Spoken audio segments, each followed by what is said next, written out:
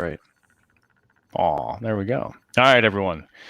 Welcome to another Masculine Geek, the Stormwatch episode. This is episode number 71.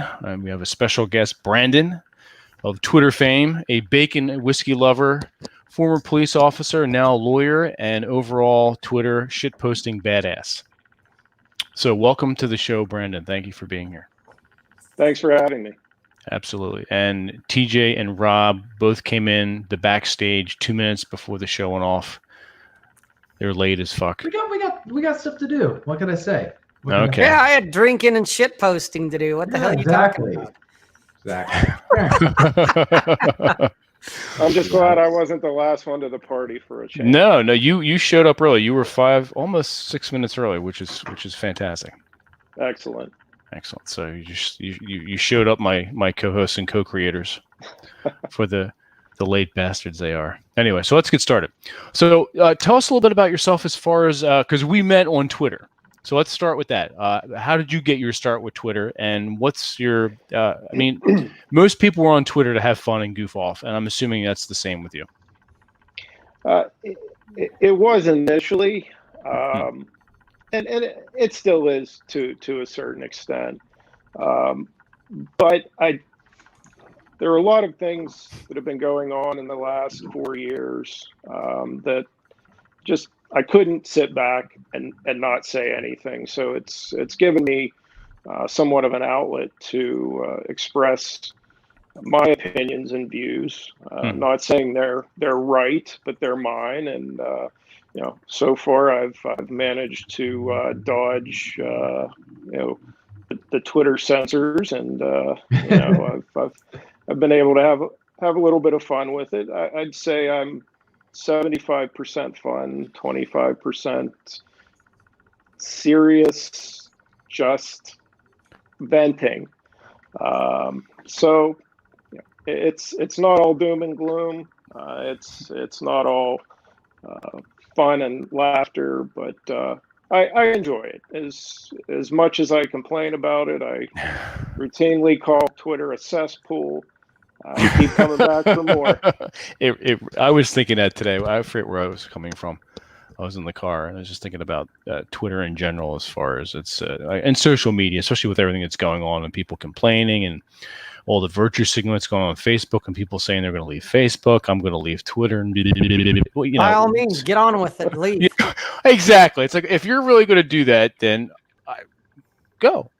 Please go. I mean, live up to your word. Don't tell us that you're leaving, because then you got to do the fucking farewell tour. And I know goddamn well, after the farewell tour, it's going to be 2 weeks to a month, and then it's the reunion tour, because you're going to come back and be like, hey, I'm back, guys. Look at me. And it's like, you know what? I thought you were fucking leaving. Just leave. Yeah. If that's what you want to do. Deactivate your account. Bye-bye. Be gone. Just go. Jesus. I find those are the people that are on social media in general looking for validation. Mm-hmm. They want sympathy. They want validation. So they know they're never leaving. Right. But yeah, they want to go through the motions of leaving and coming back. They want you to know that they're leaving when they're. Yeah, there was an asshole today. There was a guy today that I don't even follow, but somebody I do follow liked his tweet, and that's why it showed up in my timeline. And he's like, that's it, guys, I'm out. So for the next 24 hours, I'm going to leave this up so that anyone wants to get a hold of me, reach out to me via DM, and we'll stay in touch. And that's when I was like, motherfuckers, I wish you guys would just, if you're going to leave. Just go. No one cares. Bye, Felicia. Goodbye. Just go. And I already know where he's doing the farewell tour, because he's leaving that up for 24 hours, that it's like, yeah, in a month, your ass will be back. So I had to mute him. It's like, yeah, he's gone. So I don't ever have to know, because that's like, fuck that. I'm done with the horse shit. It's like, God damn it, enough. Oh, yeah. Exactly. Rob's correct. I know, Brandon, do you run into that too with any of your Twitter followers and whatnot, or you just have to I have to mute this person? I do. I try to stay away from muting and blocking. I say a lot of things that people don't agree with, may offend people, and I appreciate the fact that if some people don't agree with it, they can just scroll on by. Exactly. Now, obviously, there are a lot of people that can't do that. They feel the need to comment and be outspoken when they disagree. And it just strikes me that someone can agree with 99% of what you say. You say one thing that they don't agree with, and rather than just scrolling past, they have to turn it into an all-out war. Those are the people that I try not to interact with much. But again, I think blocking and muting is petty for the most part. I could probably count the number of people I have blocked on one hand. I can do that too. My block list is very small. I don't block My anybody. mute list, on the other hand, because I just get tired of seeing stupid shit, and it's like I'm not going to argue with them. Rob, you should create a list that's just called people that said they would leave Twitter and didn't, and then add them people to it. How about people who should leave Twitter but never will? You could do that too. Yeah, that'd be kind of funny to do. That would, I might actually have to do that, Vince. I may have to create a pinned tweet that's like people who said they were leaving and didn't. Honestly, we don't need a warning. It's like if you're going to punch some guy in the face, do you say I'm going to punch you in the face in 5 seconds? Get on with it, yeah. No, you just do it. Exactly. Yeah. Just get on with it and do it. You not being there is illustration enough. Demonstrate, don't explicate. Exactly. So, now, have you run into any serious Twitter issues or Twitter trolls? Occasionally, and they come in waves. Typically, again, I try not to block people because being blocked has somehow turned into a badge of honor. Right, which is why I mute. That way they have no idea that they're like, oh, he's just ignoring me. Yep, you're right. You're like my ex-wife now. You finally shut the fuck up. So that's how I like it. Good on you. Most guys I know that have ex-wives haven't been able to achieve that. So good on you. That's what I had to do. Nice. All right, now and I haven't checked. Let me take a look. How long have you been on Twitter? Now that we're talking about I think I probably signed up somewhere around 2012, but I didn't really actively start using Twitter on a regular basis until probably 2015, 2016. Okay. So that's about the time that, and I don't even know why I started my Twitter account. It was probably to bitch at an airline or something like that. It sat dormant for years until I decided to start using it actively.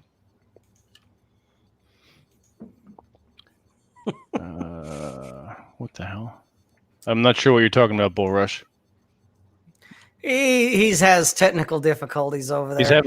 He's having a boomer moment. Tech boomer moment? Okay. Yeah, he's having a tech boomer moment. Nah. That's pretty funny. He's having a boomer moment, see? We all have.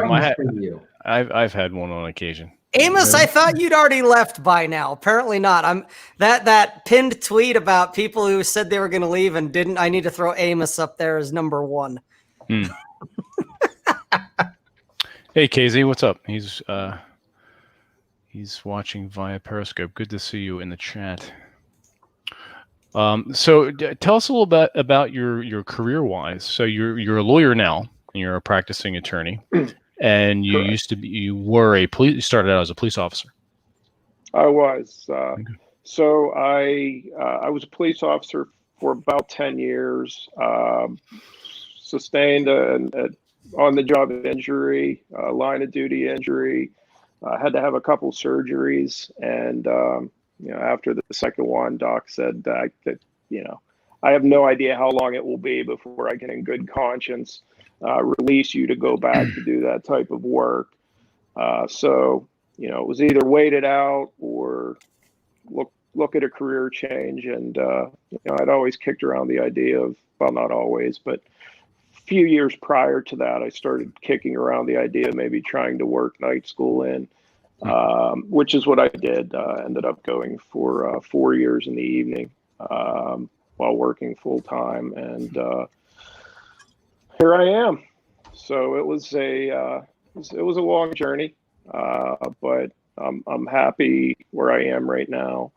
I feel, being a cop is an identity. I think more than it is anything else. So it's an adjustment, especially when you do it for any length of time. You form bonds. It becomes part of who you are, and so there was a learning curve, a transition, but I adjusted well, and I'm doing well. I love what I do. I was kind of able to work my way through law school and a few jobs after law school, and then finally get to a place where I can actually do what I like to do. A lot of lawyers are stuck doing things that they hate. It's not what the media or Hollywood portrays it to be necessarily. I probably know more lawyers who hate their jobs than lawyers who love their jobs. So I'm fortunate to be where I am. Yeah, no, absolutely. And I was about to say, the ones that love their job are probably the ones that have a similar transition that you did. I think that's true. And I think the biggest part is there's so many facets of law practice. I mean, there's so many types of law that you can practice. And, I find that a lot of lawyers end up, they don't let what they want to do necessarily dictate what they are doing. And those are the ones that are unhappy. I think, at some point, whether it be during law school or right after law school, I think you really have to, because it's human nature. You're going to gravitate towards some sort of the law that you really enjoy, whether it be litigation, transactional work, constitutional issues, criminal law. All I knew for sure when I started law school is that I wanted nothing to do with criminal law. Other than that, it was wide open for me. But I find that the lawyers that seem to be unhappy are the ones who are practicing in areas that they really don't have a passion for. It's just where they ended up. Gotcha. And we have a comment for you in the chat too. I want to know what part of the country you're in. Pittsburgh. He's on the East Coast. Yes, sir. Some would say the best coast, but I'm sure that would people get, well, maybe not. TJ doesn't think it's the best coast on his side. Yeah. Well, TJ's used to living in filth and dealing with a shithole, so. Well, not in my part of the state, no. But, it's just, it's like the geography is great. If we could just replace the people. There we go. Well, that's God, usually anywhere. I was gonna say that's usually the common denominator. Yeah, it's not the place. It's like that line. One of my favorite lines from Braveheart had tons of good lines, but one of them was, "The trouble with Scotland is that it's full of Scots." Exactly. Yes. And now we have for different reason. Well, yeah. Political, but it's like like the trouble with. The problem, actually, in my state, it's not even the problem with Washingtonians. It's full of Californians. They have a tendency to bring their ridiculousness with them. Yes, these carpetbaggers. Yeah, carpetbagging bastards. Pretty much. Get them out of my state. No, we do have another question in the chat, but before we get to that, I wanted to make an observation, and maybe you've seen this too. I have a few lawyer friends that I have that have done a very similar career path that you have. It's like they started out with something else and like I think I want to try. I want to be a lawyer. That's where my real interest and secret love lies. And they do. And I found them to be a little more less. They seem to be less entitled, less PC, a little more, for lack of a better word, down to earth. Case in point, one guy that I was friends with, he was a bankruptcy lawyer and he had a small practice. It was him and like two other people, and we were talking about camping one day, And he's like, yeah, I was going to go camping this weekend, but I have to work my work at the supermarket. I'm like, what? He would do overnight night shifts at a supermarket for the healthcare. And this is dovetailing with Bullrush's comment too. So and just to be among people, he liked to be about people and just kind of getting his hands dirty and doing something other than that. Especially since he was coming from a more a construction-like background.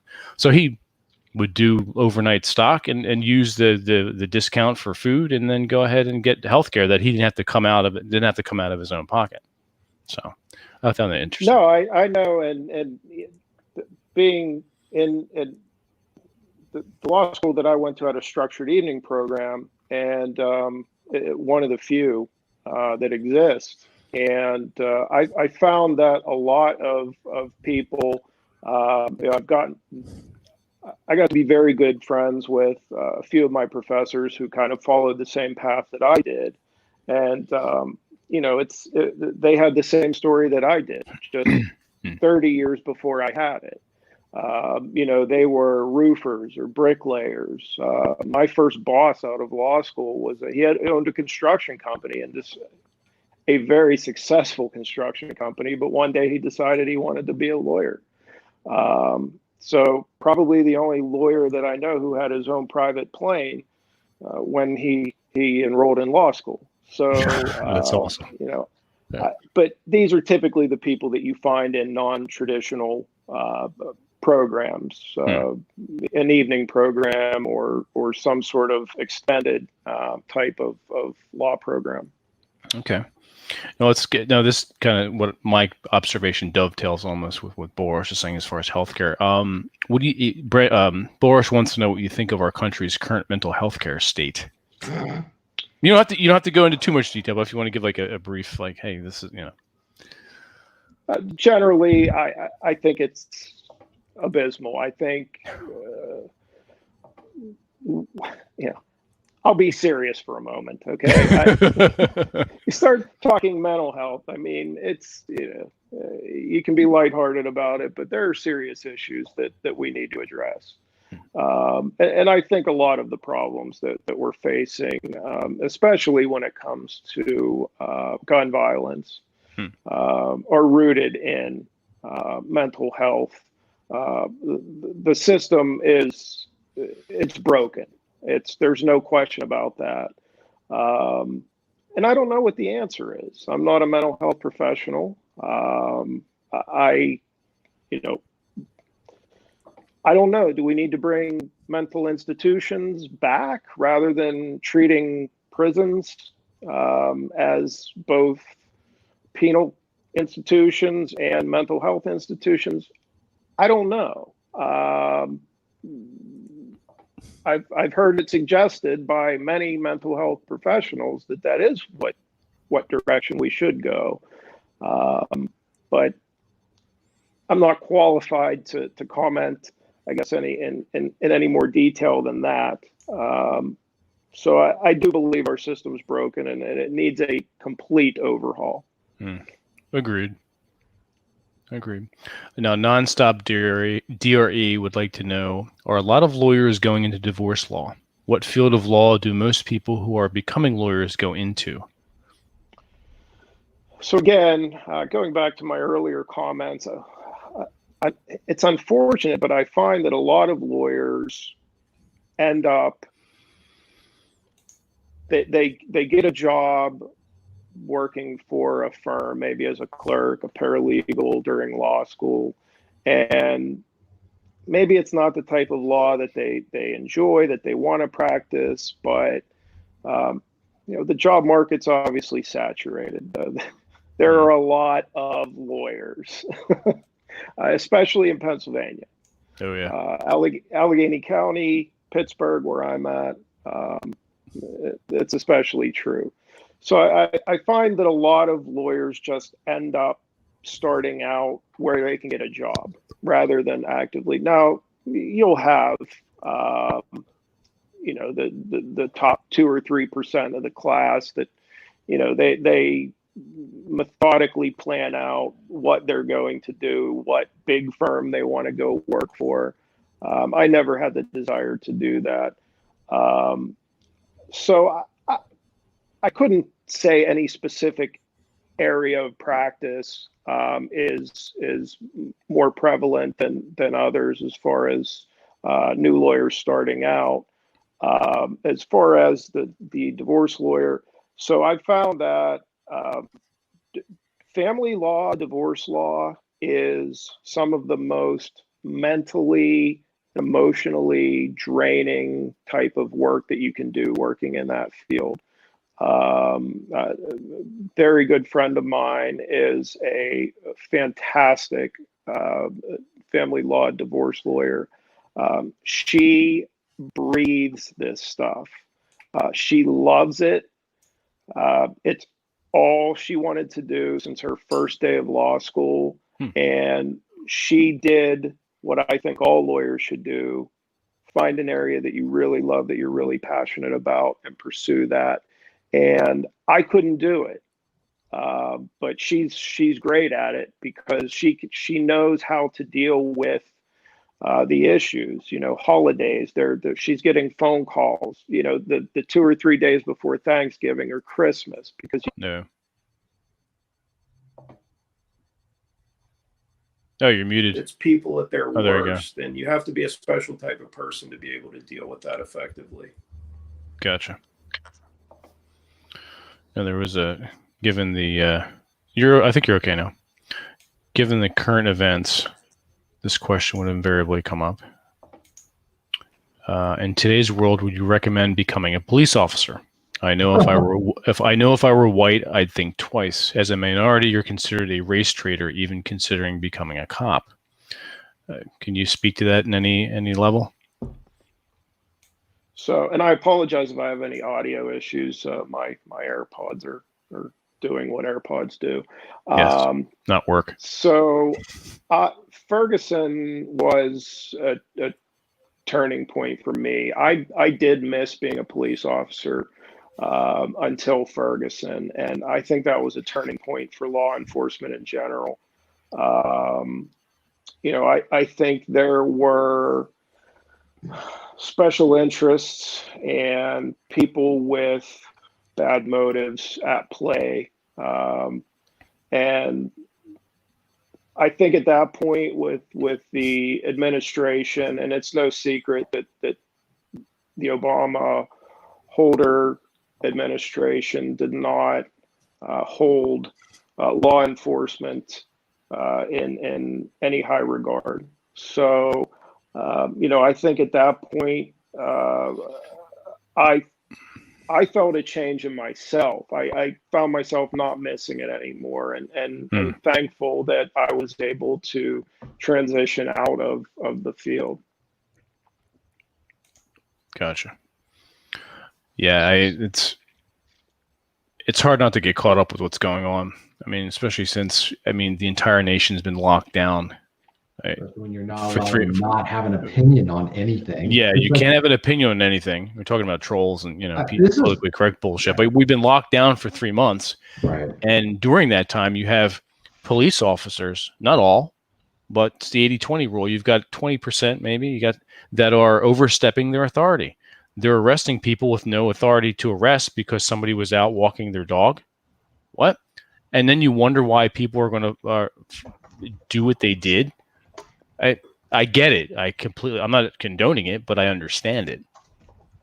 I've caught a lot of flack for speaking out against some of the things that I've seen, that I've taken issue with law enforcement. And, what's happened over the last week is a shining example of why law enforcement needs to garner public support. It's during those tough years when we had a presidential administration that was blatantly anti-police that, we supporters of law enforcement, helped those guys and gals through those years. And, your first duty as a soldier, as a police officer, is to uphold the Constitution.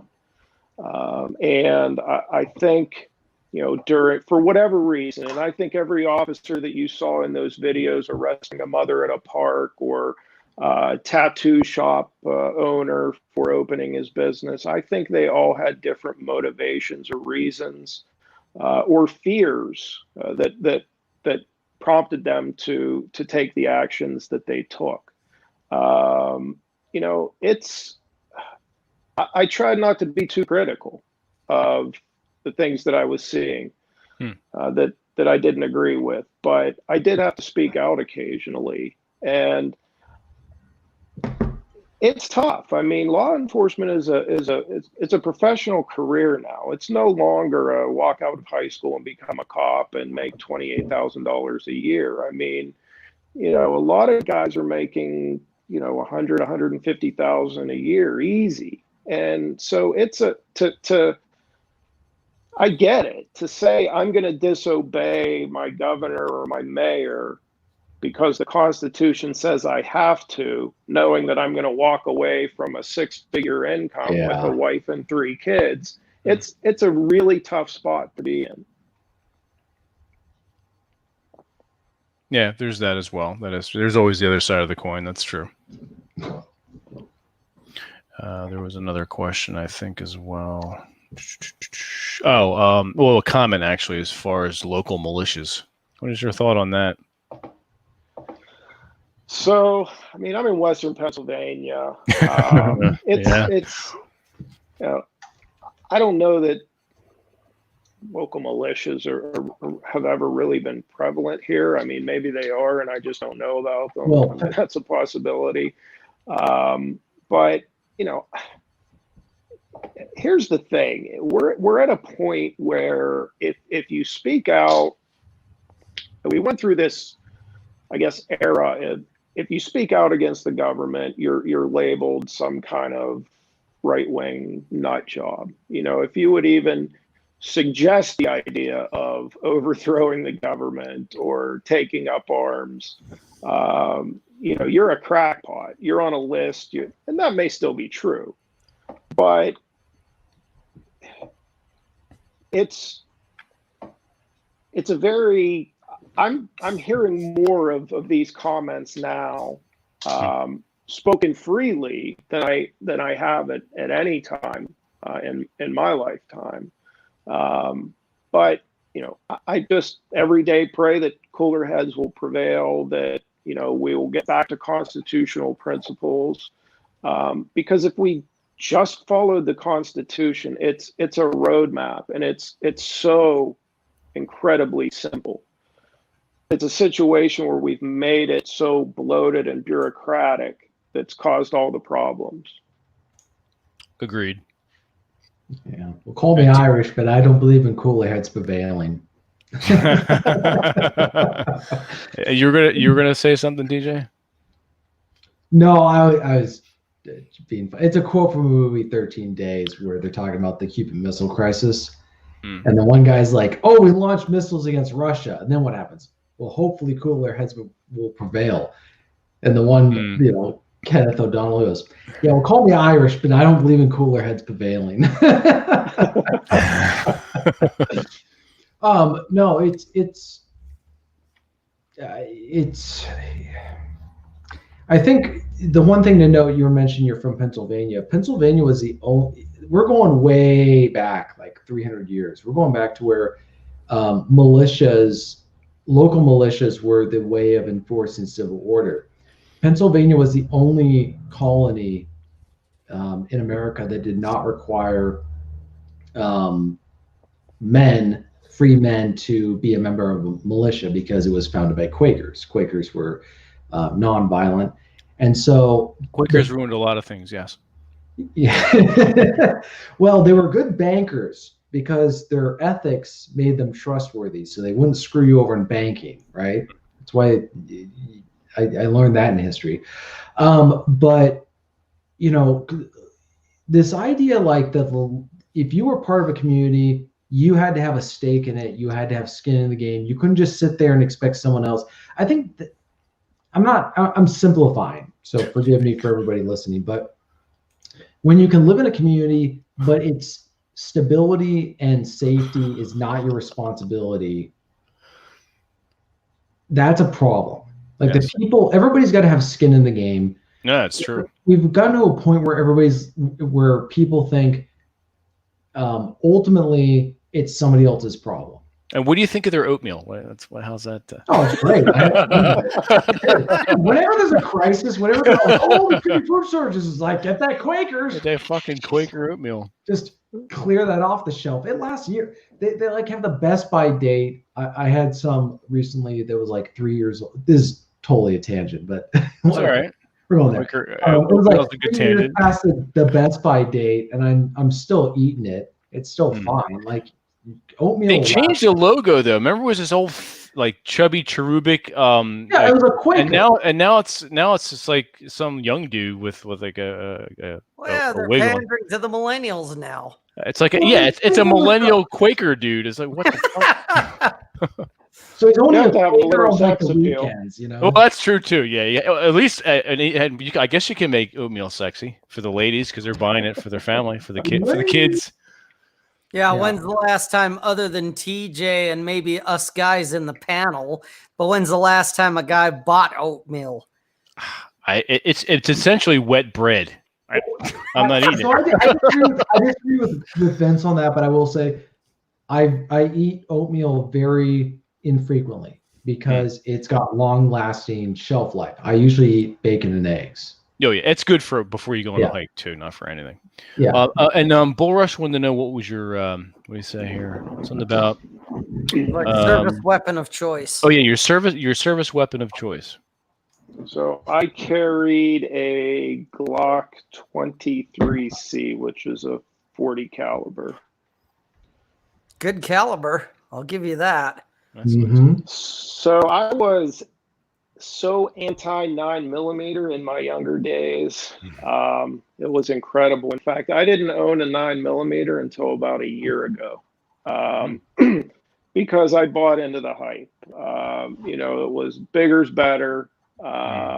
And now the studies that are coming out and some of the new data from the FBI, 9mm is a hell of a versatile round.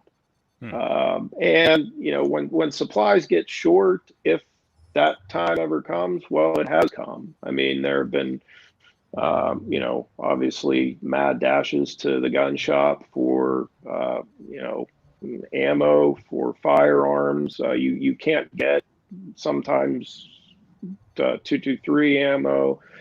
You can't get 9mm ammo. So I don't own a 40 caliber now. I've found that a 9mm is a great all around versatile round. I have a couple handguns chambered in 45, a few in 9mm. So I don't own a 40 caliber. I don't think it's cracked up to be. I still think it's a great round. It's a nice mid-range between, a 9mm and, 45. But, some would argue it's overkill. I don't think there's any such thing, but hey. I'm with you. There's no such thing as overkill. So, but that's my take. No, on and nobody at, a 1911 is probably my favorite handgun of all time. I mean, it's just, it's the brilliance, the simplicity. It's just, I love them, and everyone thinks it's a cannon.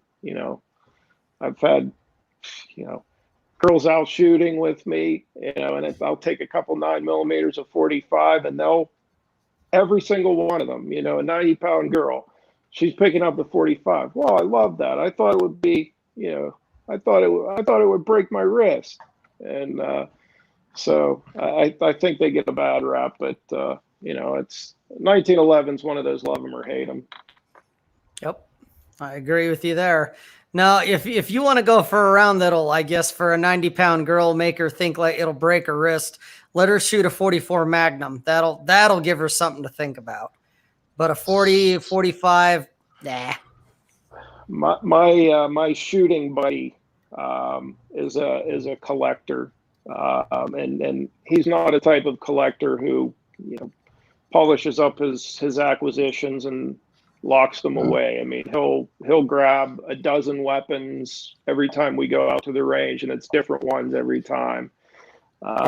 He had this 44 Magnum with a short barrel. He nicknamed it Snappy Bastard, and it sure was. Yep.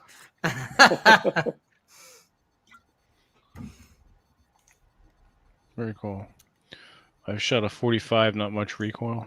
Yeah, I've shot a 45. It depends on what you're shooting. I've shot what's that 1911? Is that a Colt?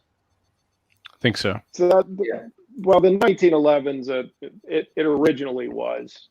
But every manufacturer now makes a 1911. Kimber, Colt, Smith & Wesson, it's a very common model because it is a very popular model. It's the best. I mean, I think it was the Marines were using the M9 Beretta, and then they switched back to the 45 Colt because it was just, it's a much, the 45 is just such a powerful, you shoot once, you shoot over there, any problem over there? There's no more problem, right? Like you don't have to shoot twice with that gun, right? It's like there was one and done. Yeah, it was that scene from We Were Soldiers where the one guy, the older guy, was saying, "I'll stick to my sidearm." Well, he's carrying a 45. He wasn't carrying a 9mm, and so he's just putting guys down with one shot. When they're all doing the charge, and he's just one shot, one down. Whereas the other guys are having to do these 3-round bursts, to bring down each person. So, I mean, it's a great cartridge. If it's just a question of, is the kickback so great that you're not going to be able to shoot accurately? Nah. It's got a different type of recoil from a 9mm or even a 40. It's a totally different type of recoil, is all I can say. All firearms except maybe a 22 or like a large framed 380 is going to have some kind of recoil. It's just a matter of how much. And is it like a sharp recoil or is it kind of a slow, is the only way I can describe it. And to me, a 45 has got this kind of slow recoil behind it. It's not bad. It's just different. It's all design. So it's you take an M1 Garand, a 30-06 round. It's like shooting an AR-15. There's virtually no recoil, and the cartridge is relatively large. Now you put a 30-06 round in a bolt action rifle, you're going to feel it. Yes. Right. So, it's all about the gun. I mean, there's some guns that fire like some of these sniper rifles, because of the way that they handle the recoil, you really don't feel it. Yep. And with I have a little 38 special, and the thing kicks like a mule because it's that like classic cop. You probably know what I'm talking about, the bulldog, right? You're talking about a snub nose. Yeah, snub nose. That thing kicks like a freaking mule. Whereas if I've got a revolver with a longer barrel that does the 38 special or the 357 Magnum, the recoil is not too bad because it's just longer. But man, those stub nose revolvers, you better be close to whoever you're shooting at, or you're good aim. Yeah, I've always found that I'm more accurate with a short barreled snub nose revolver. I don't know why. I'll take a 4-inch barrel with a 9mm, and I'll do better at 25 yards with a 2-inch barrel on my Smith & Wesson Airweight. And there's a lot of titanium. It's a light handgun. I'm interested in your thoughts on this since you were officer. I can't remember where it was done, if it was national or whatever, but they did a survey within some jurisdiction. I think it was either my state or Washington state, and this was a while ago, or the US, but they found that the 357 Magnum had the highest one-shot kill ratio of any cartridge. And so what are your thoughts on that cartridge and its just usage? Like, did you ever prefer that, or was it just not one of your favorites? So at one point, I worked for a department that issued our weapons, and it was a very brief stint. But the chief there chose a very odd round. It's 357 SIG. So it's, if you're not familiar with that round, it's essentially a 40 caliber cartridge, brass, bottleneck down to essentially a 357 or almost a 9mm bullet. And the velocity was just off the charts because you have this big casing that's bottlenecked down. You have, a lot of powder in there. And I mean, this thing was off. I think it was too much for law enforcement. Now, if you're referring to just a 357 revolver round, I don't know. I've never owned one. I've obviously shot them. But so when I was a cop, I always carried an ankle gun. I mean, I don't know any cop who doesn't. And for a while, it was a Glock 27, I believe, which was a 40 caliber. So my ammo would be interchangeable. And it was a brick. I mean, to carry that on your ankle, it was uncomfortable. So that's when I went to the Smith & Wesson Airweight, the 38 Special Plus P. And, that thing was great. I still own it. And you're never going to get the reliability in any, even a Glock. You're never going to get the reliability in any semi-automatic handgun that you'll get in a revolver. So yeah, if I had to pick one that my life depended on, it would be some sort of revolver, whether it be a 38 Special or a 357. So I'm on the same page on that. I think that revolvers are great. They don't jam. I actually had an incident where I was shooting reloaded ammunition and a bunch of misfires occurred and it completely blocked up the barrel. And I took it back to the gunsmith to have him get rid of all this stuff. And he said that I was lucky because the revolver is it's the most durable revolver ever made. It was a Ruger, but the fact of the matter is that's the only thing that happens to them. They don't jam. They're such simplistic weapons that they don't have all these other problems that these handguns tend to have. And so, and then they have a powerful cartridge. If you got the 357 Magnum, or even a hollow-tipped 38 Special. And here's another question I have for you. What kind of reloaders do you have? Do you have the the horizontal strip or the circular when you're on the job, for preference? So I don't. I have a couple of the plastic strips, but it's usually if I have my 38, it's just I'll stick it in my waistband if I'm running to the local store or something. It's always a tough balance. There are guys that, every day when they walk out of the door, they're going to concealed carry and they're going to have 2 extra magazines with them. I'm not doing that. All right. Recently, just because of current events and things that are going on, especially in my city, I've been carrying an extra magazine with me, but you have to balance at some point. I'm not anticipating going off to war every time I walk out of my door. It's great to be prepared, but I think you can overdo it when it comes to concealed carry. I think any speed loader that's one of the huge drawbacks. I think any speed loader, be it the moon clips, the traditional round speed loaders, or the strips, you're going to fumble. Right. Your adrenaline's pumping. This is a life and death situation. Your fine motor skills are shot to shit. Thank you. You just beat me to it. Yeah, your fine motor coordination. When I was in the armored car industry, I started back in 1996, and in that particular time period for a few years, we couldn't carry anything but revolvers. And so it was either a 38 or it was a 357. And we had to learn how to use speed loaders and all of that.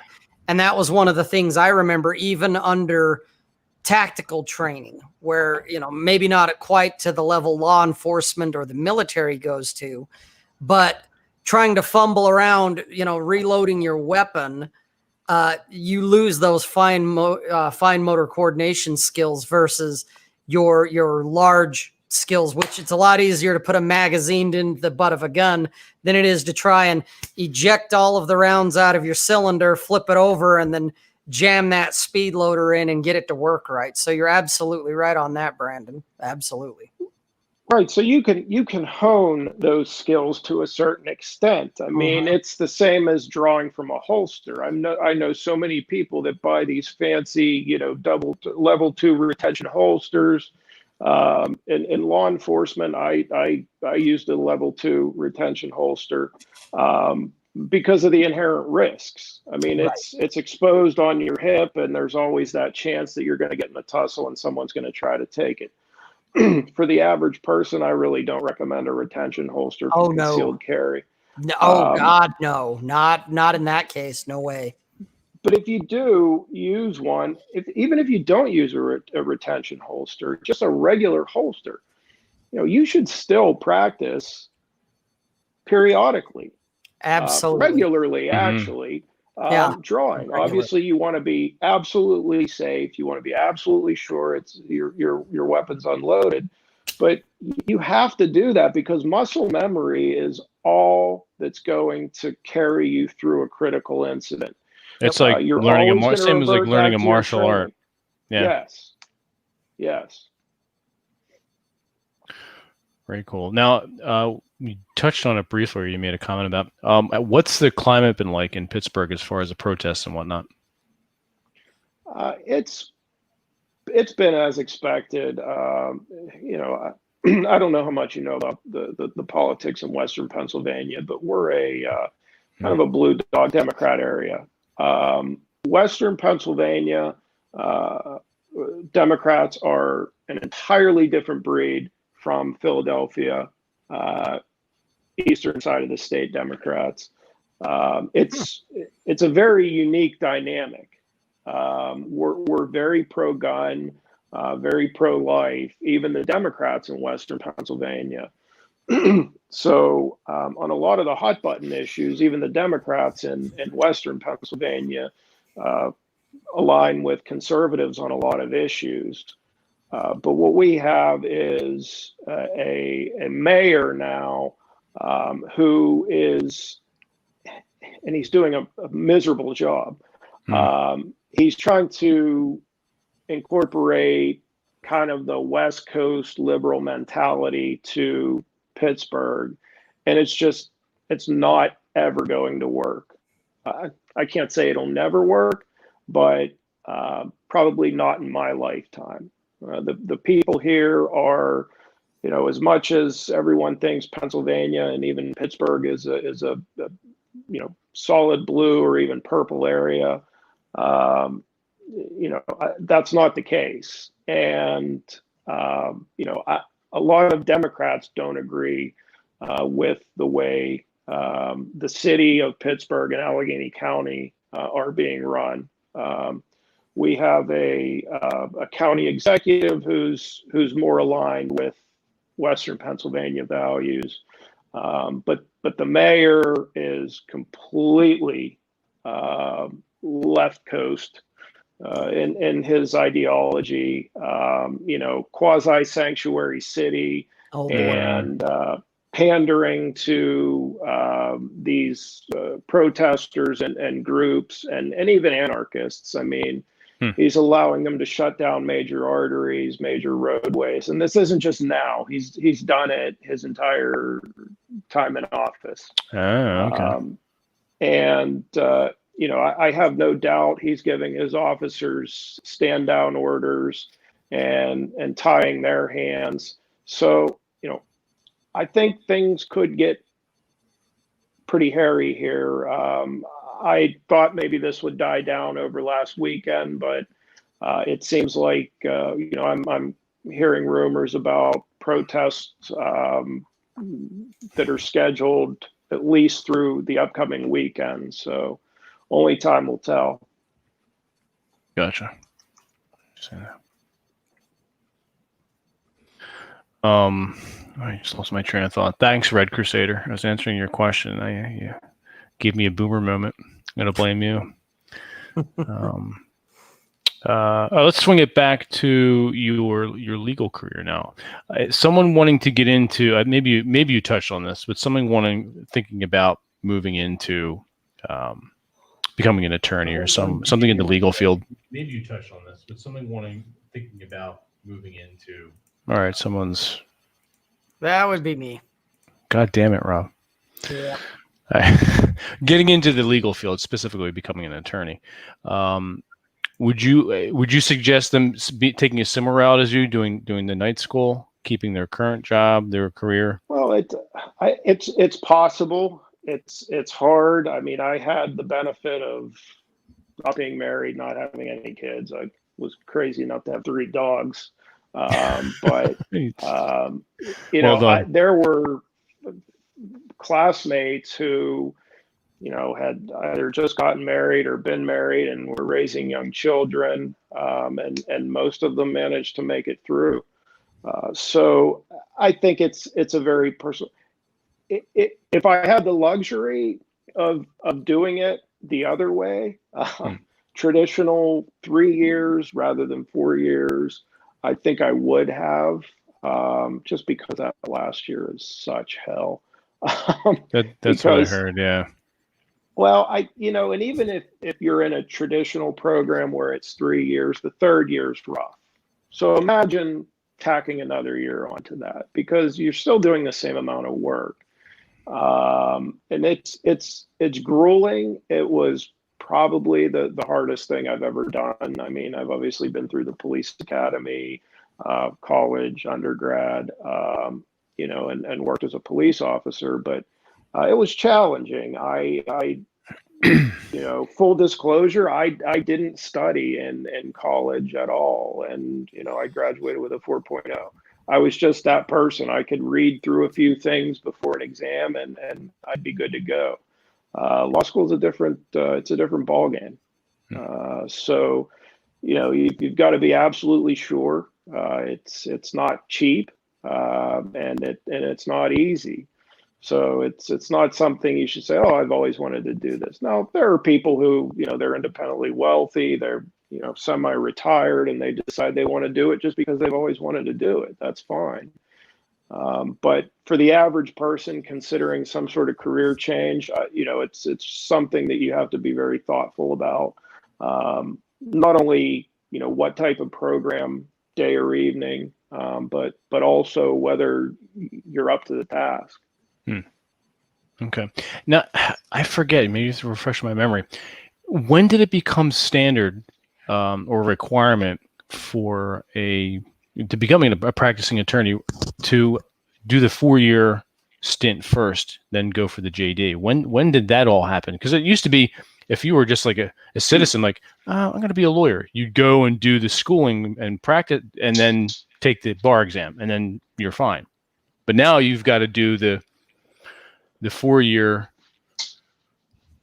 I don't know. I believe in my lifetime, it's always been, you had to have an undergrad to go to law school. It was, now there are, I believe there's one, there might be one state where, I don't know if it's Wisconsin, where you don't have to take the bar exam as long as you graduate from an accredited law school in Wisconsin.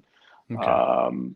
But as far as, kind of the levels, going through an undergrad program, and there's no requirement what type of undergrad degree. I mean, I had one of my classmates had a PhD in chemistry. She was from France. She worked for pharmaceutical companies. And there are also a lot of people who go to law school who have no intention of ever practicing law. A lot of journalists will get their JDs So it's you do get a diverse mixture. Maybe 60 to 70% of law students actually intend to take the bar exam and practice law. Okay. So there's a wide range of interests and career tracks that I didn't even know It's about. a very versatile degree. Yeah. It is. Okay. Cool. I know we're coming up on the hour mark, and I know you had some things you had to take care of. Do you want to hang around a little longer, or? I can stick around for 10, 15 more minutes. That's All right. with Cool.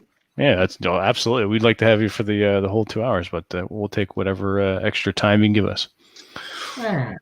Sure. Very cool. Yeah. So Bullrush is complaining he can't be a gigolo and do night school at the same time. I would argue that you can. I mean, if you put your mind to it, I don't Bullrush, see when any there's a reason- will, there's a way. Yeah, exactly. You know what? You make time for the things you want to do, and if you want to be a gigolo and go to a night law school, I say we support you 100%. Absolutely. Yeah. There's TJ's train right on time. TJ's train's right on time. Yeah, it's 10 o'clock Eastern when TJ's train comes rumbling. Hey, I like the repetition of consistency. The trains run on time Indeed. without Mussolini. Have a good night, Red. Yes, Brandon is an interesting guest indeed. A city of brotherly love. Yeah, Mictobus. It's Philadelphia. I mean, it's pretty much a bit of a libtard shithole now. But I still like Old City. I still like getting Airbnbs in Old City. When you guys came down, I took you to Old City. We went to the cigar bar. We went to the. There was also some cute girls on the street. There were. You were very surprised too. Yeah. I know. I was like, wow. Like, wait a minute. What? We never see that in the Pacific Northwest. Yeah. Exactly. So. Hey, can you guys hear me? Because these Yeah, we can hear you. They sound like they cut out, but I think your phone microphone and speaker is working pretty good. Great. I'm going to take these ridiculous things out then. No, you're good. And yeah, Aaron, we'll bring you on a little later. We have a guest, so cool your jets. Aaron Clary was bothering me earlier. If you guys going to do a podcast, he's scraping the bottom of the barrel now. He obviously had his 4-hour nap too. His 4-hour nap and his FAP. Yep. He's juiced and ready to go. He says he's cool. All right, you're good. Excellent. We'll leave you alone then. So, what part of Pittsburgh you in? That area? So my office is in the city. I'm in the South Hills area. Oh, okay. So I'm Gotcha. I'm about 6 miles outside of the city. Okay, that's not bad. Just far enough away that I don't have to deal with the city nonsense, but close enough that absent rush hour in or out, I can be into town in 15, 20 minutes. That's not bad. And I assume you live close by too. Yeah. Yeah. All right. Cool. I've been to Pittsburgh a few times, saw a few concerts there, and obviously passed through. Yeah, it's not a bad city. I like it. It's close to Gettysburg, which is kind of cool. Yeah,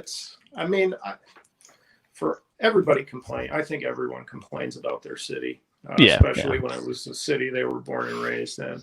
But all in all, Pittsburgh's a great town. The people here are awesome, and like I said, it's a really, we're from a political standpoint. Most people are kind of middle of the road. We don't have a lot of the stuff that you're seeing. It is, I don't care what anyone says. In my opinion, it's outside. If there's a problem, it's coming from outside. Because people here, they just want to go watch Penguins games and cheer on the Steelers and drink beer. So Well, it's like the saying, you don't live in the same place that you live, right? Sorry, my Oh, dog just it's like the saying, you don't crap in the same place you live or eat or whatever. You don't So, shit where you eat. Yeah. yeah, exactly. You don't like you cause trouble. It kind of reminds me of that line from Angels with Dirty Faces. James Cagney's talking to these kids in his neighborhood. He goes, "Look, kids, don't ever make trouble in your own neighborhood, right? Like you don't cause trouble in you go cause trouble somewhere else, and then you come back to your neighborhood, but you don't cause trouble with your own neighbors, right? People who know you, they're gonna know it's you, right? So yeah, it's 80 That's years. exactly what it is, and people in Pittsburgh do. We take pride in the city. I think everyone says that about their city or their town, but I've found that it's really true here. Very cool. Very cool. All right, check the chat. And I think we're good on any more questions. Does anyone in the chat have a specific question for Brandon? Give you guys a chance to shout out before we start talking some random stuff and totally devolve into degeneracy. Which we're just waiting on the degeneracy. Pretty much. We can always count on Bullrush. Yes. He doesn't let the team down. Exactly. All right, going once.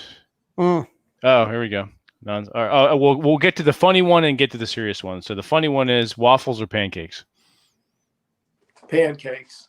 All right. And any reason why, or just they taste better? No, it's my weekend thing. Pancakes and bacon. There you go. Nice. I like it. Waffle irons are a pain in the ass. they kind of are. There's more cleaning involved in that shit. And if you're gonna do, frozen ones just suck. Yeah, exactly. Yeah. All right. So bacon votes for the degeneracy. Yeah, we will. And Mictobus said, he asked the question. He said, "Good man." And Nonstop wants to know what made Brandon want to become a lawyer.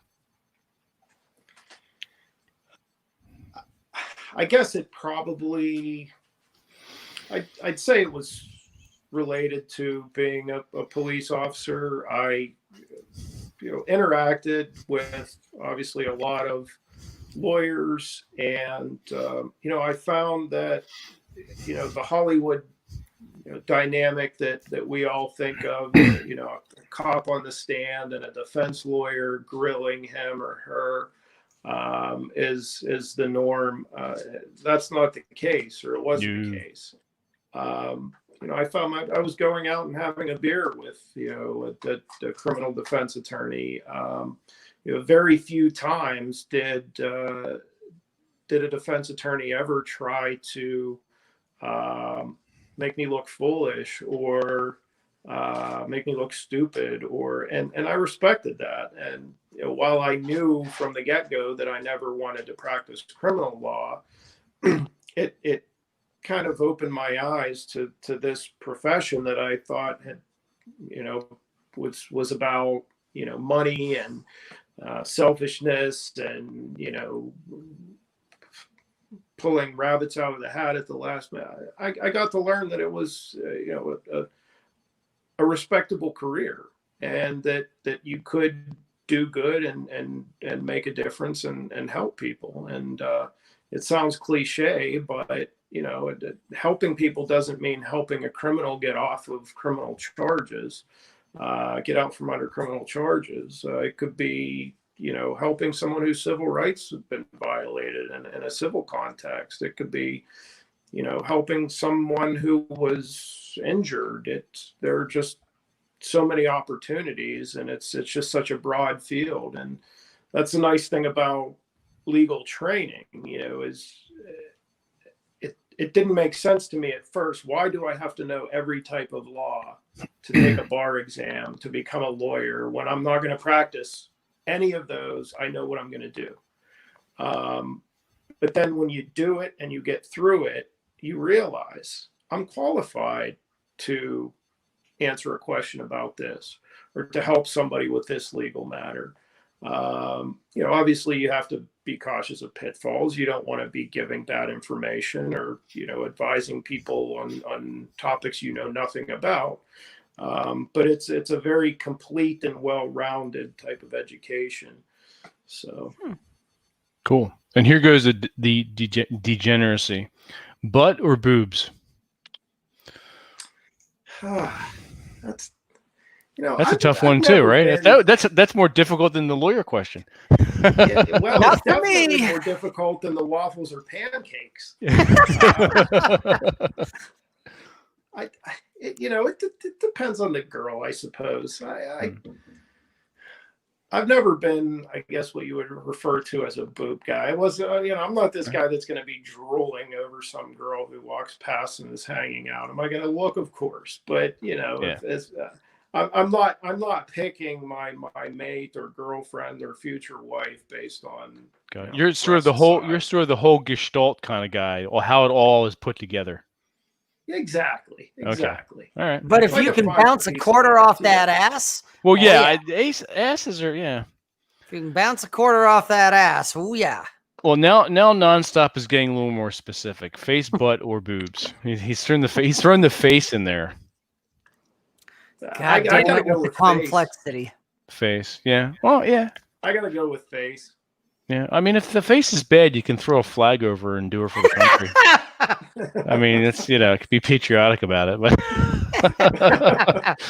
you can just wrap her up in some plastic wrap or something. You can mummify her, as I usually do. Yes, right. We're not going to go there tonight. That's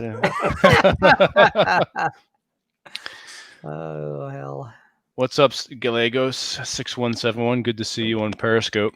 You have to come over to YouTube so I can actually interact. Because what'll happen is with StreamYard, if you and I interact in the chat, no one else can see my answer. Like, what the hell? You're not going to see anything. So, except for us on the panel, but anyone else in the chat won't see it. Yeah. So come over here to YouTube. God damn it. And sometimes YouTube will censor. Damn it, Bobby. I mean, Periscope will censor certain words that YouTube will not, and vice versa. It's very strange. Yeah, so I have a I did not know that Periscope was doing that. Oh yeah, Periscope will, and it's the dumbest shit too. Like they because certain words they think are spam, and it's completely open to interpretation. So whatever they have the algorithm set up that's for, discriminatory against spam. I agree. Right? Spam is tasty on fry that shit up and put it on a hot dog bun. It's good stuff. Hot dog bun, hamburger bun. Either way. Anyway, you have to slice that shit up. The point of the matter is they are discriminating against a perfectly good meat. It's un-American. It's communist. We should ban it. We should ban it. Spam? We should ban censorship of the word spam to denote derogatory term. Yeah, think about the poor defenseless spam. What did they do? Exactly. It's like, yeah, exactly. Rob's got it. Well, no. No, Gallego. You're on Periscope, so just hop over here to YouTube. Come over to YouTube. Get off Twitter. Oh, God. Twitter and Periscope are pretty much the same entity. So. Yeah, they really kind of are. Yeah. You just have a few more options to interact with YouTube. Yeah. We get a decent amount of views. Drink up me hearties. That's right, on Periscope. So it's kind of cool. Make sure there's no more pertinent, non-degenerate questions in the chat. It seems like I think the Gunt brought one up. Oh, he wanted to know about as far as when you were mentioning about the criminal trials, not pretty much being not Hollywoodish. He's asking about the OJ trial. Wanted to know if that was a little different. That thing was a shit show. It was, and it was as much theatrical as it was legal. You had a judge who clearly wanted to be a center of attention, and you're right in the middle of it. You're in California. I mean, it's everybody wants to be a star, and I think that's kind of what you had there. Everybody vying for their 15 minutes, and they all got it. I don't think that's in any way a representation of what a typical criminal trial would look like, though. I was surprised that was actually televised, though. in Pennsylvania, we don't have cameras in the courtrooms, which I'm Nice. totally fine with that. But I see both sides of it. The public having access to that, but we still do have open courtrooms. So I was going to say, if the public wants access, yeah, right. I mean, I don't remember who was mentioning earlier about, I think it was TJ, about the Quakers, nobody wanting anymore to take any responsibility at somebody else's job. It's nobody goes to a local council meeting or a city council meeting unless they have a personal issue that they need to address. You don't see people, very few, that go regularly every month, every other month, to be involved. So, maybe not having cameras in the courtroom will foster some interest in, if people really want to see what goes on, anybody's free to walk in and sit through a trial. Mm-hmm. Yep. It's just a matter of getting off their ass and going in. Exactly. Yep. Cool. Any landmark cases you were involved in that was you could actually talk about that? It's pretty cool. I mean, I've been involved in some very procedurally interesting cases, things that escalated pretty quickly, shall we say. Some of them are ongoing, so I can't really discuss them. But I've never argued before the United States Supreme Court and anything that fun or exciting. Maybe someday. I've gravitated towards civil rights issues, constitutional law. So, it's I always thought when I started law school, I thought I wanted to do kind of behind the scenes transactional stuff. And as I got into it, I somehow found myself gravitating towar's the litigation end of it and actual courtroom work. So, anything could happen.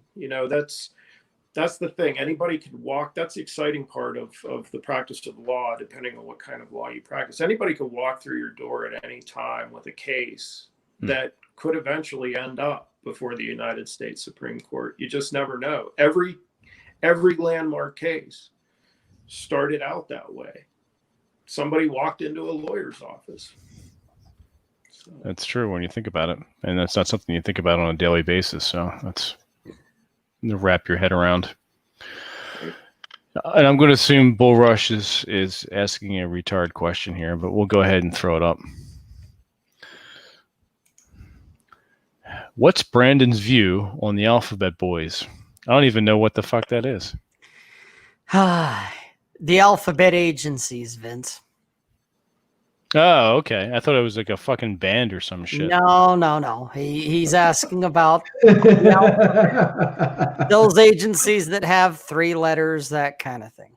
Gotcha. That's what he's asking about. That's a little too late in the evening for that one. I have good friends in those agencies, and I know they're good guys. So I know they exist. I think some of the systemic problems that we've seen over the last couple of years have been exactly that. I think they've been largely at the top, and any agency. I'm not going to condemn every member of the Minneapolis Police Department for the actions of a few. I can't condemn every member of the FBI, the rank and file agents, for the actions of some bad actors that in the administration, haven't been on the street in 20 years, if ever. So, I think no matter what it is, race, law enforcement, the worst thing we can do as a society is paint with a broad brush and stereotype. And I think if we could all stop doing that collectively as a nation, things would would begin to improve almost immediately. Agreed. And Bullrush has a serious question, which is unusual, but we're going to go with it. Do you see no knock raids increasing or going away?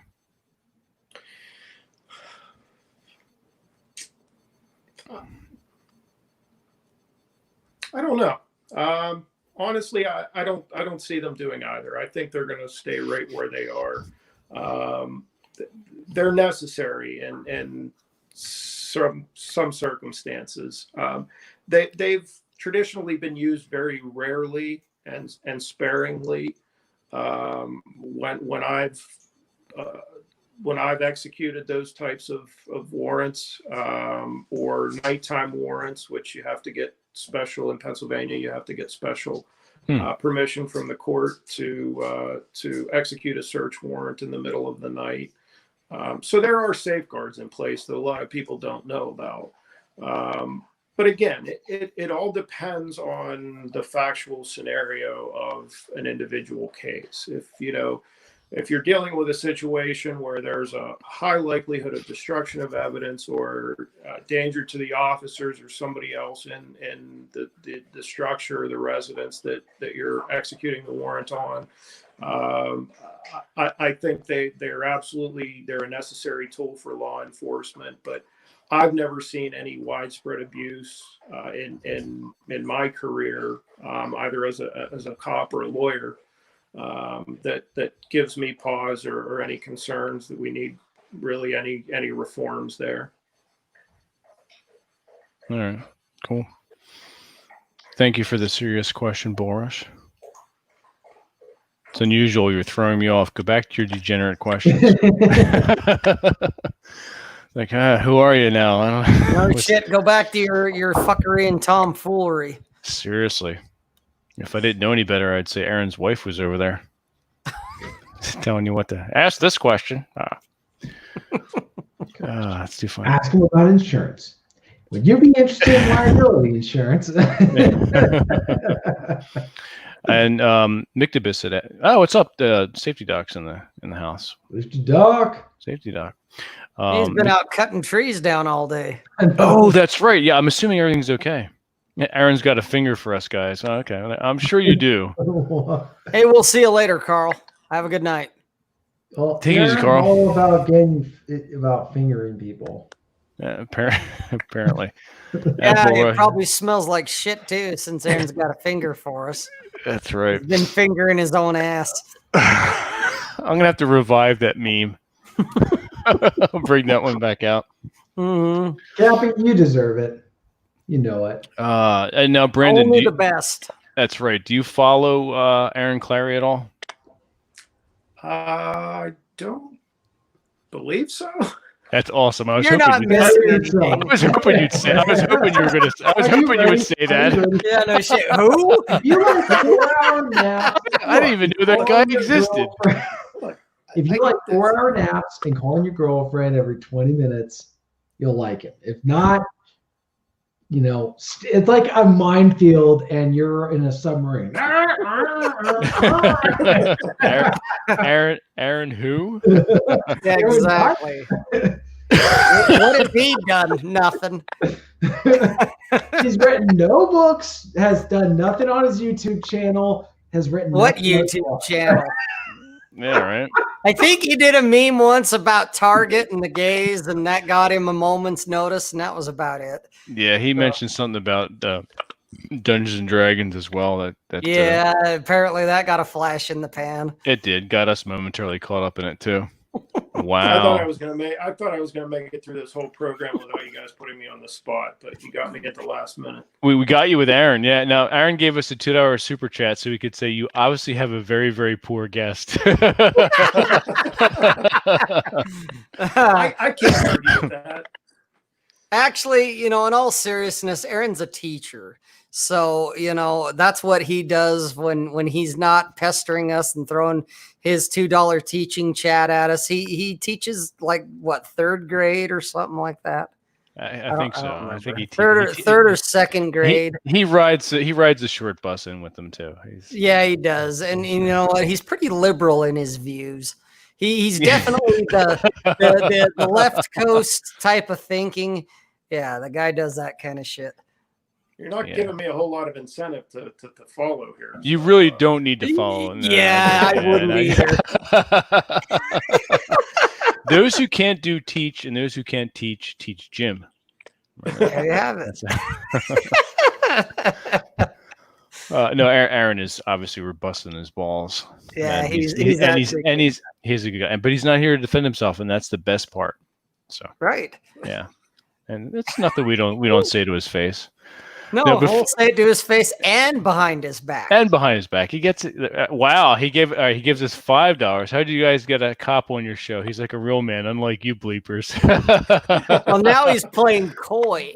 Yeah. Well, I look at it this way: Aaron's relinquishing some of that hard-earned, not really hard-earned, but ill-gotten gains. Was it hard-earned, or I'm thinking it wasn't? It was probably more like easy-earned. Not ill-gotten, but just gotten. Well, Aaron has a hard time reading, so when they email him the questions, well, this is true. He's really got to. He has to between his vision problem, his hairy palm, and his lack of attention. Yeah. So exactly. I appreciate the money there, Aaron. That's beautiful. We'll go get some coffee with that. Thank you. Oh, that's right. That's right. He had cancer. Yeah. Oh, there's another guest. Hey, looky there. Where's TJ? Yeah, right. It's a chocolate Reese. No shit. She has no concept of personal space whatsoever. No, there's no physical distancing going on over there. How dare you? No masks, no social distancing. She's beautiful. Yep. A chocolate lab. She is. She's so needy. Nice. I got the other 2 chocolate labs as pups. She was a rescue, and okay. You can tell. Very cool. She's just happy to be here. Yeah, she's a big one. Oh my God. Her tail never stops wagging. Oh, I'm sure. And then it hits you in the leg, and so when you're trying to do something, and getting underfoot, hits you in the balls. Tail. She wags her entire ass. Oh, one of the ass waggers. Yes. Okay. Yeah. Tail wags the dog. Yeah. There you go. Oh, that's great. That's pretty cool. So you've got this. You have 3 of them, all right? And the names? Chase is the oldest. Bree is the middle child, and this is Asha. Okay. Cool. I would like a dog, but a small dog would be kind of cool. But for apartment living, I always thought that was cruel. Keep a big dog in an apartment. So. Yeah, I mean, you see a lot of condos in the city and things like that. I mean, people, they're all becoming dog friendly, and you see people. There are plenty of green spaces in the city now. Okay, that's cool. That was my next question. Out with dogs, yeah. All right. Hey, TJ, you missed Chocolate Reese. Yeah, Chocolate Reese came up. What? Yeah, I was hanging out with Reese today. Okay, here she comes. Hang on. Now she's all shy and shit. No, there she is. There you go. Oh, it's adorable. Aw. Yeah, I show up. I was helping out Reese's owner. So you're back on good terms with her? I wasn't on bad terms. No, okay. You were like on I don't know. No, nothing. You have to go into the story. Yeah, no. It's just we were hanging. I was helping her out with something. She's older, and then Reese saw me and just starts charging towards me because he thinks he's about to go on a hike. Oh, okay. He likes you. You're his buddy. Got a Pavlov dog triggering where whenever he sees me, he thinks he's going on a hike. Well, you've conditioned him for that. TJ hike. No TJ shit. hike. So He's your hiking buddy. It's your hiking buddy. So that's cool. Yeah, I mean, I'm probably gonna take him out on a hike this weekend. It's been a while. He tends to get so hyper, and I'm trying to calm down, especially right now. Oh, okay. Maybe not the best. It's like Reese is like, oh my gosh, don't have a panic attack in my freaking SUV.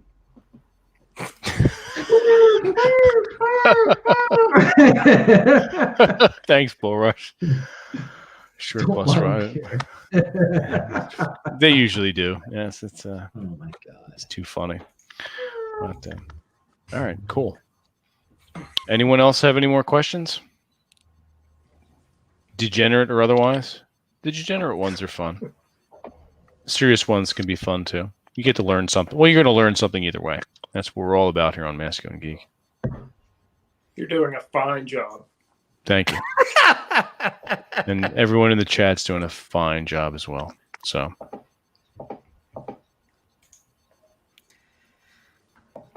nope. Especially that degenerate teacher. Oh, Aaron? Yeah. Here's this. We'll let you read that one yourself.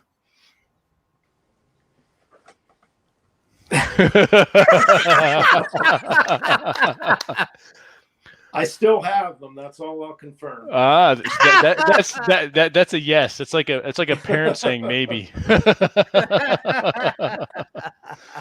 Nice. Break out the nightstick. Break out the baton and the mace. Yep. There you go. That's too funny. Now, when you take, do you take all three of your dogs for a walk at the same time? Because labs, I would imagine that would be like, Yeah, it's challenging. Yeah, especially with all the crap you have to clean up after them. I mean, that's just. Yeah, so I usually kind of like let them out in the yard to do their thing, and then after we get through that, then I take them. So I usually try to time it where I don't have to worry about like messing with poop bags while I'm trying to hold three enormous dogs back. But two of them are seniors, so they're not. It's not as difficult as it was a few years ago, but it's still challenging. I would imagine so. Yeah. Oh, I'm sure you're constantly walking the dog. You're getting your cardio in, whether you like it or not. All right, now we've got a question from the safety doc. That's actually a good one. It is. What are your thoughts on conceal and carry? Yeah, that's broad, but what should I be thinking of? What am I overlooking here in Wisconsin? Well, first of all, the obligatory disclaimer: I don't know anything about Wisconsin law, so obviously that's on you. As far as concealed carry goes, I mean, it's basic. A lot of it's common sense. Train, know what you're doing. Don't,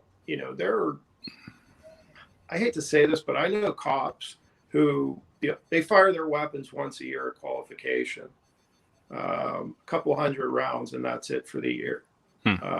That's dangerous. I think it's equally as dangerous for a civilian to do something like that. I know people who carry weapons who haven't fired them in 5 years. That's disgraceful. So train with what you're carrying. Find someone who knows how to do it properly, and train under pressure. I mean, that's how cops train. That's how the military trains. Get your heart rate up. Do a few push-ups. Do tactical reloads on the range. Use barriers. I think it's best, if you're going to get into those types of training, to find someone who's qualified to train you how to train that way, just from a safety standpoint. But common sense, train, know your weapon, know how to use it, practice with whatever holster you're using, and know the law in your state. That's a big issue now. I know I get a lot of questions about prepaid legal services geared towards gun owners. I think I can't remember the name of the larger company that offers those types of prepaid legal services for gun owners, but they are out there. They exist. They go to the local gun clubs, local ranges, and they give free seminars. But know the law in your state, know what you can and can't do. And I think, probably the biggest thing, don't ever draw your weapon unless you are 100% prepared to fire it and take someone's life. Because a lot of concealed carriers, a lot of firearms owners, and a lot of police officers are killed with their own weapons. Oh shit. In fact, I don't know if this statistic is still accurate, but there was a time when more police officers were killed in a calendar year with their own weapon than they were with an assailant's weapon. Wow. That's rough. That's very rough. And very disappointing. I worked with female officers that I would have taken as my backup over a male officer any day of the week. There doesn't have to be any disparity, male, female, in firearms use, carry, or tactical use of a firearm. But you do find, and I know some of them, you do find these shrinking violets who think I'm going to get a gun and just put it in my purse. And I know for a fact that if it ever came down to it, this never use person, and there are guys that are the same way, they're not going to pull the trigger. Yeah, I think Aaron carries one. I think Aaron carries one in his purse too. You know what the problem is that there are a lot of dumbasses out there that think, on the flip side, there are a lot of dumbasses out there that think, oh, this person would never use that weapon. And what they don't realize is that the pleading look in their eye is, I don't want to kill you, but I'll put you down. And then they go all the way, and of course they get their face shot off.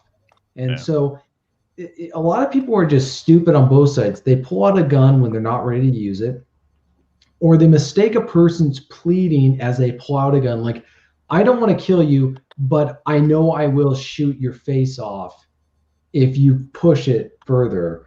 And they're like, oh, he seems desperate. He's probably not going to, he's going to give in. No, that guy will give you one to the head, two to the chest, and then he'll shoot your buddy if they take another step towards him as well. Right.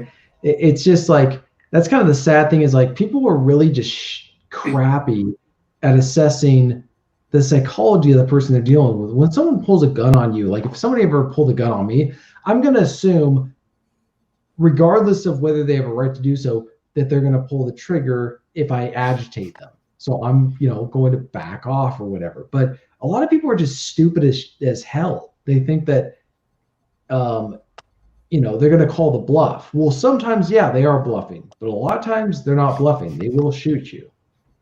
Yeah. Psychology plays a very important role in victimization. I mean, career criminals and predators are precisely that.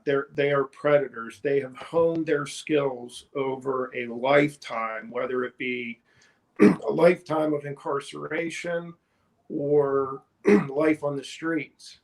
And they can read people better than the most successful poker player in history.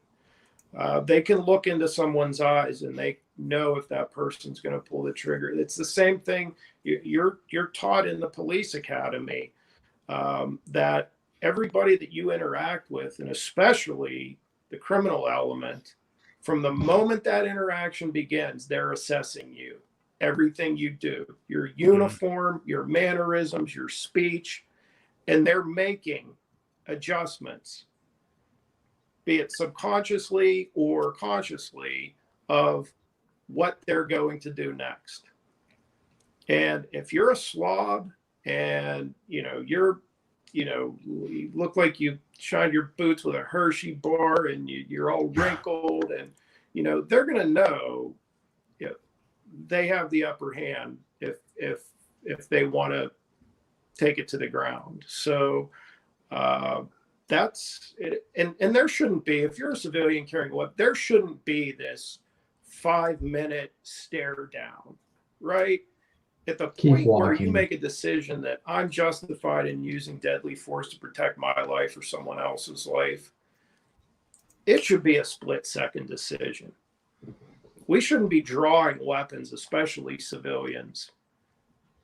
Well, a lot of these guys are stupid. Like, you just keep walking. I'm not saying every case, but I'm saying you keep walking. Somebody says what happens is, I'm generalizing. A lot of guys, like, somebody says something stupid to them, insults them, they're like, yeah, why don't you say that to my face? And then it escalates. It's all ego. It keeps escalating. It's like, you know, I'm one of those guys where I understand how quickly things can escalate, and you end up in a world of trouble that you didn't even think you were going to get into, all because you couldn't just shut your mouth and keep walking. Yep. You know, like, and that's where it goes from self-defense to murder. Yeah, that's how quickly it goes from self-defense to murder, as opposed to him just randomly attacking you. You stopped, said something to them, they said something to you as they're walking up to you, you said something to them, and then, you know, then it becomes clouded and all this other crap. It's like, this is where I've kind of gotten to the point where I will not hang out with people who can't just walk away from someone kind of like, what is it called? Jeering, like making comments. Like, you walk past an alley and some guy makes a comment. Like, if that guy can't take that, he can't walk away from that, he's got to turn around and say some stupid comment, gone. That guy will he may not get you killed. He'll get you in a jail cell and on the front papers. You don't want that. And that's a good practice in general in life and on social media. You know, the people who are relentlessly trolled and doxed, and those are the ones that they don't know. Just ignore it. Like, I don't care. Say whatever you want about me. I really don't care. They are words, and I have no idea who you are. So that's the main thing with social media, is people are hurt with words from people they don't know and have never met. It's just it's the dumbest shit. That's why we do have to bring back mental asylums, particularly for social media retards. Absolutely. Exactly, and that'll be playing nonstop in their padded cells. So yes, and Rob, we're a little overdue with your spiel. Hit the like, hit the subscribe, do all that stuff. You know what to do. You guys are intelligent. You're all part of the high IQ family here. There you go. Safety Doc says thank you for the response to the question, and we also had a fun question for you. Your favorite Western. I can't answer that. I know, right? There's too many. No comment.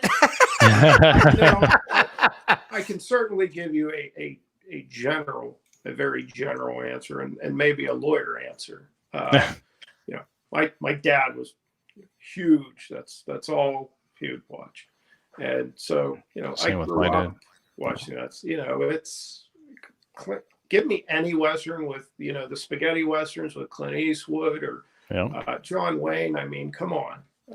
Gary Cooper. Yeah. And so, I mean, I'm not, you know, I wasn't too into like the 90s and you know, there were a couple big Western movies that came out. I think Unforgiven was very good. Yeah, that was very good. Blockbuster Western, but it was good, but it wasn't a John Wayne movie. True that. That answers that question. So cool. Yeah. Well done. I think we're Audie Murphy. Yep. I don't think there are any more questions in the chat. Stupid comments from Aaron. Another stupid comment from Aaron. Mr. Aaron Clary is baffling and blah blah blah. Of course, Gunt. Mr. You're welcome. Very important person, Aaron. Oh yeah. As we know, yes. Very, very important. But yeah, no, go follow Aaron. Aaron's cool. Yeah, he is. I think his Captain Capitalism. is it, or is it At Aaron Clare? Blogspot. Well, on Twitter, it's Aaron Clary. It's Aaron _ Clary, I believe. That's true. 2 A's. Aaron _ Clary. If Yeah. I'm not already following Aaron, which I very well could be, and if so, I apologize. Yeah. No, don't If not, apologize. I will follow. Yeah, definitely give him a follow. He's got some good stuff. He puts Well, out. and you would know if it's him because he talks about how great he is and all the books he wrote and how he hates Target and all that kind of stuff. So, and he Yes. talks about taking naps and got to go see what the girlfriend wants now. That's true. And he does have a consulting business called Asshole Consulting. So it's a real thing. So.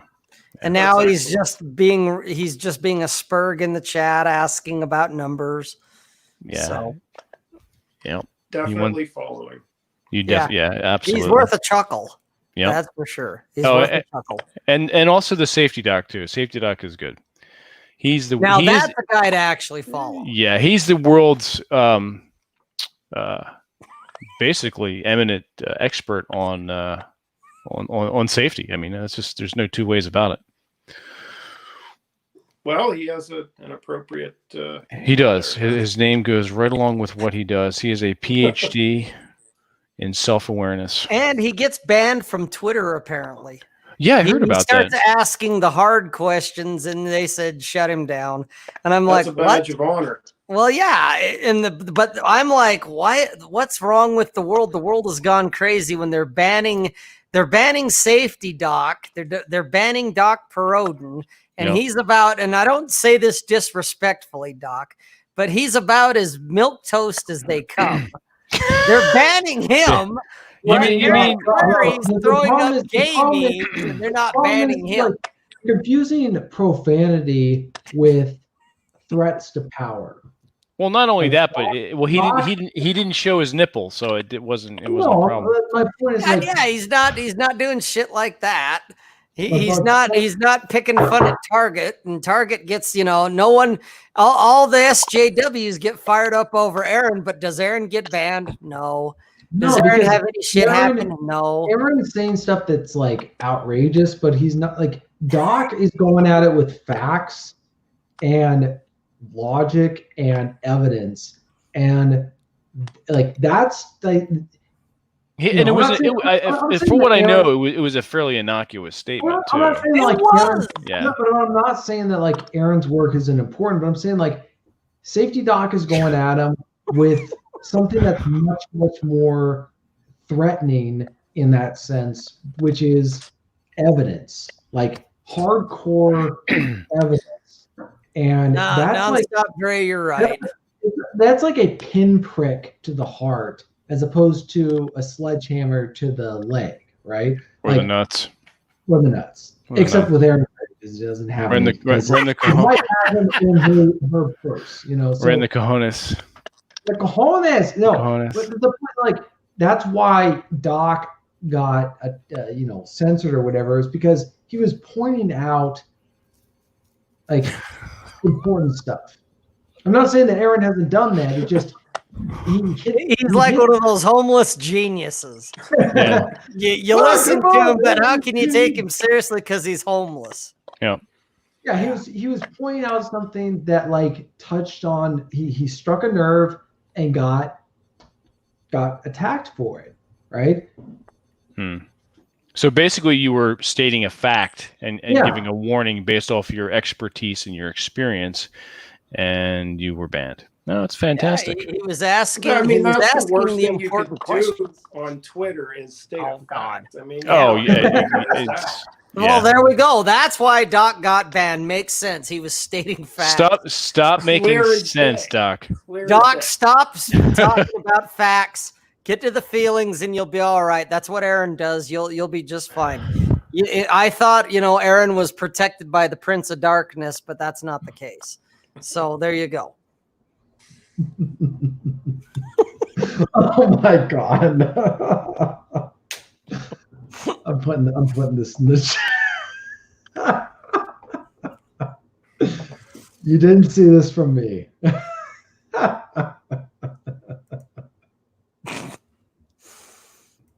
Well, it's Bullrush, so that tells me a lot right there.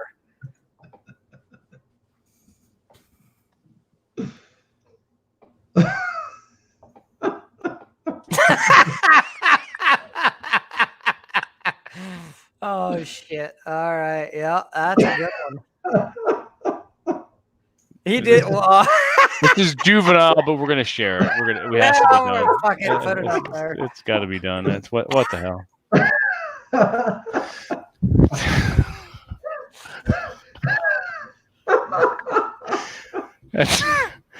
Just a shout out to Aaron Clary. I do apologize, but it had to be done. Oh God. It's the most ridiculous shit. So yeah, apparently Aaron is meme fodder now. So, yeah. It's like shooting fish in a barrel with him. The only problem with Aaron's is so Cappy wants to go on so he can go to bed. We'll bring Aaron on real fast so he can meet Brandon real fast before he has to take off. So Brandon can be like, "Wow, I was disappointed." Yeah, like you know what? I was expecting something totally different, and you're just a huge retard. What a letdown! All right, Aaron, you go into your Twitter DMs. That's right. Pull up Twitter. Hit your dial up and go on to AOL and get your fucking Twitter going. Get prepared to be let down. No, we bust on Aaron. Aaron's a good guy. Mm-hmm. Oh, I couldn't tell. I think it's all about the fucking camaraderie over here at Masculine Geek. Apparently, he's waiting, Vince. Aaron, I sent you the fucking. Oh wait, I sent the Bullrush by mistake. Yeah, Bullrush can come in too. We want Bullrush anyway. You can come in and talk. There you go.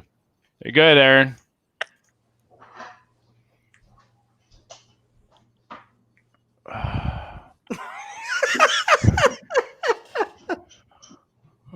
It's in there to Aaron. I should have, unless no, it should be in there.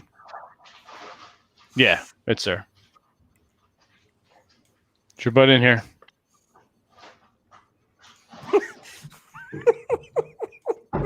There we go. Right here. Right here. That's all I got to say to all of you. And it doesn't involve the cop, who's the only one of you motherfuckers that has a real job. The rest of you all professional porn jerk-offers. We just learned from your course for $49.97. Yeah. And you got Pew Boy over there who just discovered his fourth pubic hair. And, oh, there's a dog. His name's Wreath. Oh, the cop's got a black dog. It's not racist.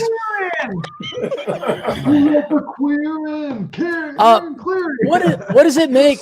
I gotta ask you guys, because it's a new experience for it. What does it actually feel like to make some money on the internet now that I sent you your paltry $7 and that's like a record take for you, Hanyankers? What's that like? It's very capitalist of you. We right, appreciate it. right. Well, I imagine that, me advocating capitalism. What are you guys gonna do with your new windfall? What are you gonna get? We're gonna rubbers. What are you rubber? Get him a book. What's happening to my body? What are we gonna do with the money? What do we do with the proceeds? The guy wants to ask you a critical question. All right. What's a critical question? What is the question, Gunt? We're gonna help fund Aaron's AIDS recovery movement.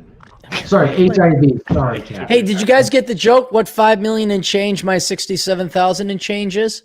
No, what is that? That's the difference between TJ's current rank of his best-selling book and mine of one of my least-selling books. Whatever the number of that is. You know what that's the difference is? It's called a living. That's what a difference is. What it's called is a living. Conk just beat you on the super chat, so fuck you. Why? Because he donated $8? Yeah. Well, you only donated $7.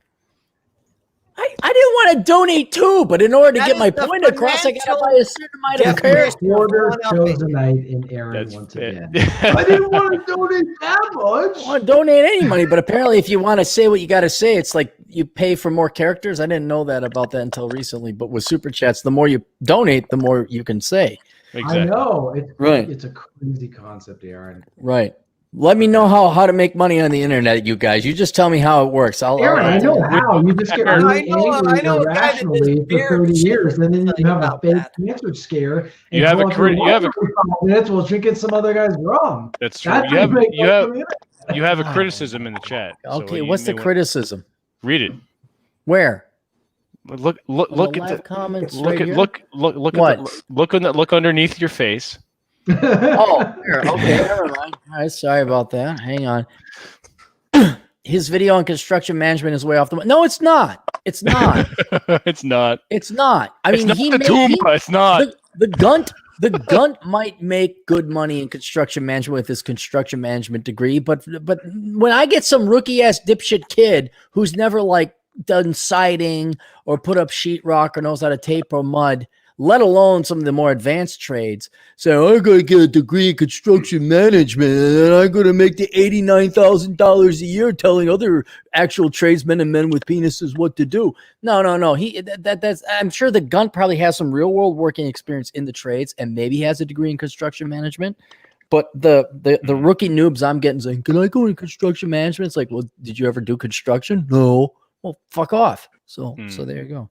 And we want to know about some compound interest. How does that work?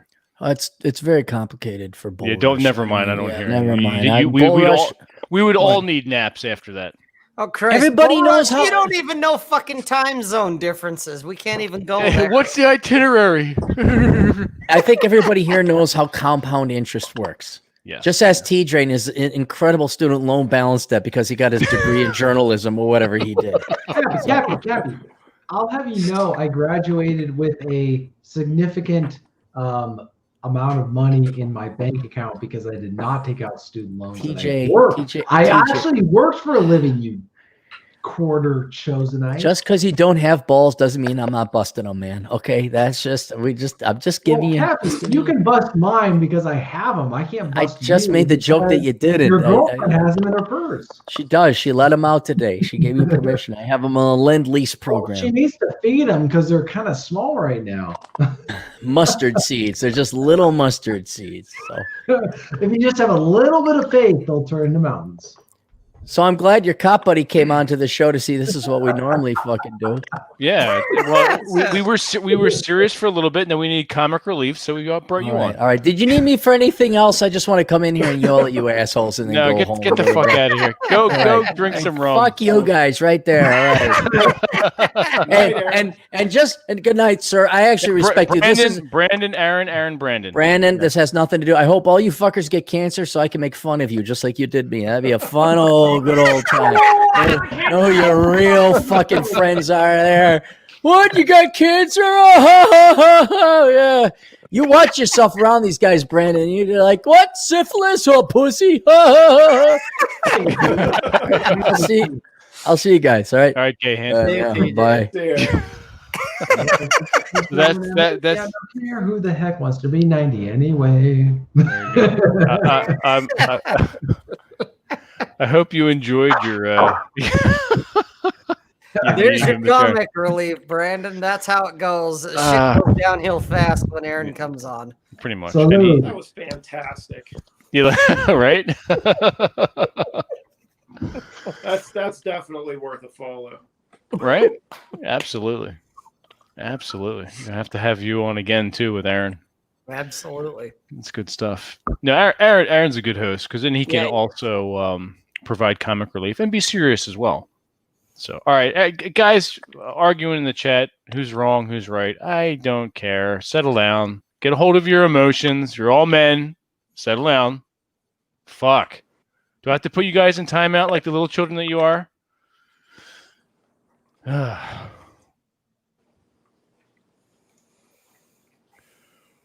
He is such a sweetheart. Yes. This would be great at parties. I've never been to a party with Aaron, so I couldn't tell you. No, we just had him drink all the rum and call us homos. Yeah. That's pretty much how it went. That's his patented remark and statement.